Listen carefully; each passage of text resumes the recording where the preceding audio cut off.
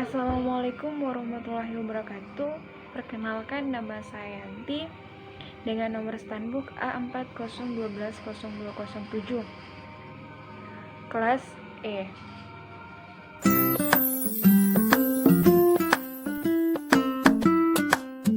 Teknologi informasi atau TIK adalah teknologi yang menggabungkan komputer dengan jalur komunikasi kecepatan tinggi yang membawa data, suara, dan video.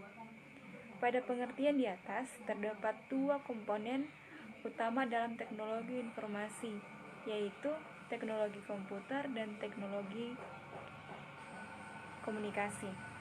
Dalam pembelajaran teknologi informasi komunikasi, setiap sekolah dasar memiliki cara tersendiri untuk memperkenalkan pembelajaran teknologi informasi komunikasi atau TIK. Pada tingkat sekolah dasar biasanya pengenalan TIK atau teknologi informasi komunikasi lebih cenderung ke arah kemampuan menggunakan komputer dan internet daripada media yang lain. Hal ini dikarenakan pengenalan media komputer lebih dibutuhkan oleh siswa dalam proses pembelajaran dan pencarian informasi. Pengenalan materi tentang komputer sangat beragam bentuk dan jenis dalam proses pengoperasiannya. Dan hal itu dapat dilakukan seorang guru dengan memberikan teori-teori tentang komputer disertai dengan praktek. Pada kelas rendah dan tinggi ada perbedaan dalam membelajarkan penggunaan media komputer. Pembelajaran komputer di kelas rendah masih terlihat begitu ringan daripada pembelajaran komputer di kelas tinggi, karena siswa di kelas tinggi cara berpikirnya sudah berbeda dengan siswa yang kelas rendah. Proses pengenalan TIK atau teknologi informasi komunikasi di tingkat sekolah dasar masih tergolong ringan dibandingkan dengan tingkatan pendidikan di atasnya. Pengenalan tentang komputer contohnya ialah pengenalan Microsoft, Word, macam-macam perangkat keras, macam-macam perangkat lunak, cara untuk menghidupkan komputer, dan lain-lain. Adapun beberapa contoh penerapan pembelajaran berbasis TIK atau teknologi informasi komunikasi yang dapat dilakukan oleh pendidik sekolah dasar. Yang pertama, penggunaan jaringan komputer untuk pembelajaran e-learning. E-learning merupakan bentuk teknologi informasi yang diterapkan di bidang pendidikan dalam bentuk sekolah maya. Melalui e-learning, belajar tidak lagi dibatasi oleh ruang dan waktu. Belajar dapat dilakukan kapan saja dan di mana saja. Belajar mandiri berbasis kreativitas siswa yang dilakukan melalui e-learning mendorong siswa untuk melakukan analisa dan sintesa pengetahuan, menggali, mengolah dan memanfaatkan informasi, menghasilkan tulisan, informasi dan pengetahuan sendiri. Siswa dirangsang melakukan eksplorasi ilmu pengetahuan. Fasilitas yang dapat dimanfaatkan oleh siswa untuk belajar melalui e-learning diantaranya ada e-book, library, interaksi dengan pakar email, mailing list, news, grup, dan lain-lain. 2. Teknologi informasi untuk media pembelajaran. Penerapan TIK atau teknologi informasi komunikasi dalam pembelajaran salah satunya adalah penggunaan media pembelajaran yang dapat meningkatkan kualitas kemampuan siswa. Untuk hasil yang optimal, pembelajaran harus menyenangkan dan merangsang imajinasi serta kreativitas siswa.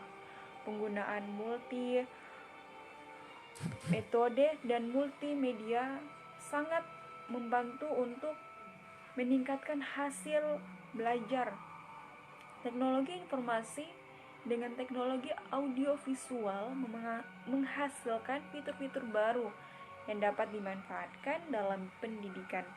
Pembelajaran berbasis multimedia atau teknologi yang melibatkan teks, gambar, suara, dan video dapat menyajikan materi pelajaran yang lebih menarik, tidak monoton, dan memudahkan penyampaian.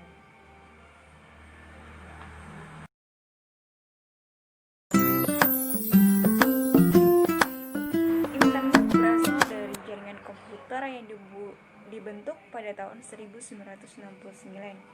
Jaringan komputer ini disebut dengan ARPANET, yaitu jaringan komputer yang dibentuk oleh Departemen Pertahanan Amerika Serikat.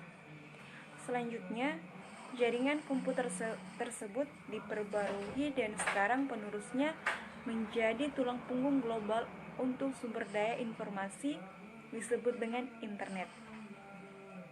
Perkembangan internet tidak dilepaskan dari perkembangan dan kemajuan teknologi, informasi serta komunikasi atau communication and information technology. Internet sebagai sarana komunikasi yang sangat handal dan mampu memberikan manfaat besar bagi kepentingan para peneliti, dosen atau guru, peserta didik, dan pengguna di perpustakaan.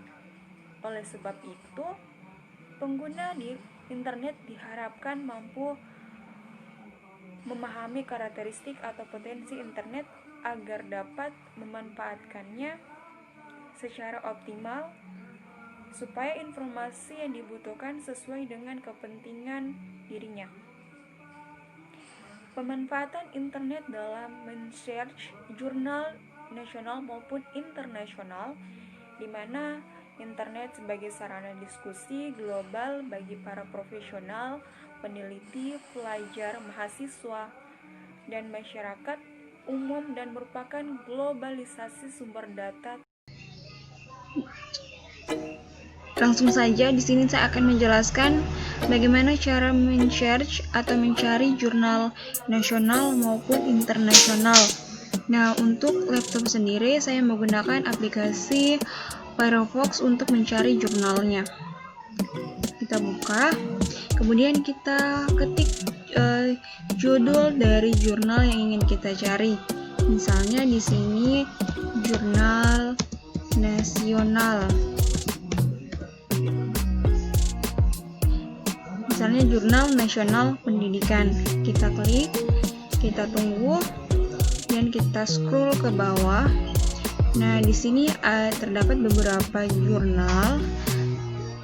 Nah, misalnya di sini jurnal yang ingin kita cari, misalnya Jurnal Pendidikan Bahasa dan Sastra Indonesia. Kita klik. Nah, kemudian langsung kita klik OK untuk mendownload jurnal. Kita klik OK. Kita tunggu. Nah, maka jurnalnya akan terdownload seperti ini.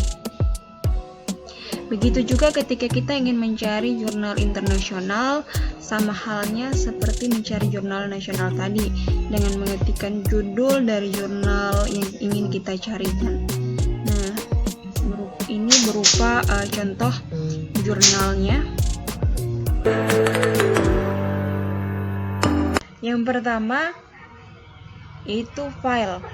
File di sini terbagi menjadi beberapa bagian. Salah satunya itu save.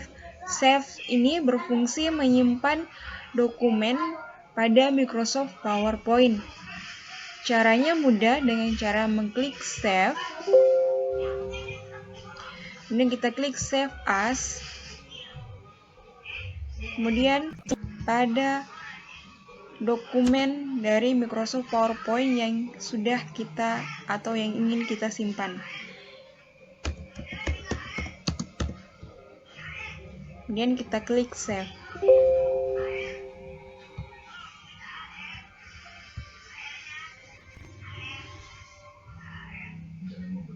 Home. Menu home di sini terbagi menjadi beberapa grup, yaitu ada clipboard, slides, font, paragraf, drawing, dan editing. Nah, salah satunya di sini ada drawing. Nah, drawing di sini itu ada more.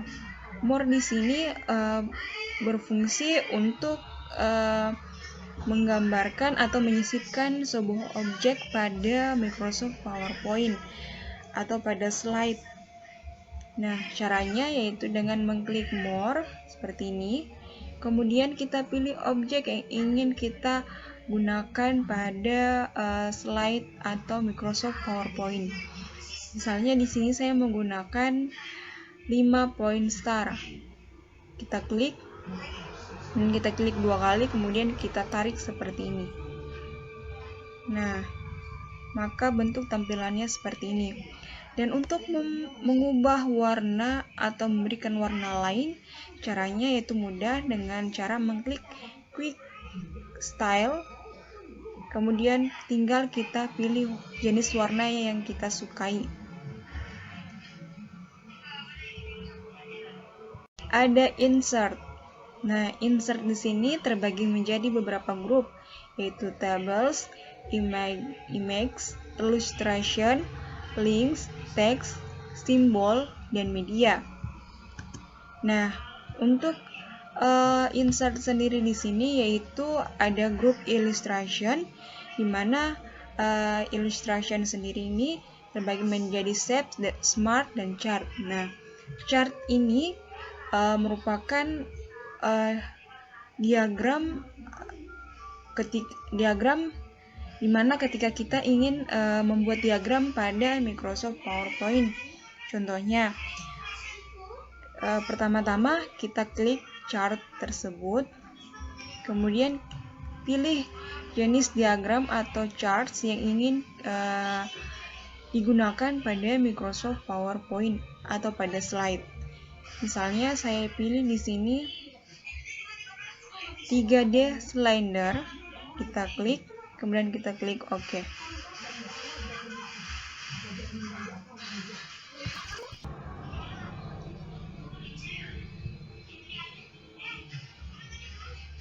Menu desain. Menu desain sendiri terbagi menjadi beberapa grup, yaitu backstop, themes, dan background. Nah, untuk themes sendiri di sini adalah merupakan latar background dari slide Microsoft PowerPoint. Caranya gampang, yaitu dengan cara mengklik themes seperti ini. Nah, maka tampilan untuk latar background slide-nya seperti ini. Transition atau transisi. Transisi ini sendiri merupakan animasi dari berbagai slide. Misalnya pada slide pertama kita menggunakan random bars. Nah, kemudian slide kedua kita menggunakan shapes. Kemudian slide ketiga kita menggunakan dissolve. Nah, kita bisa lihat hasilnya seperti ini.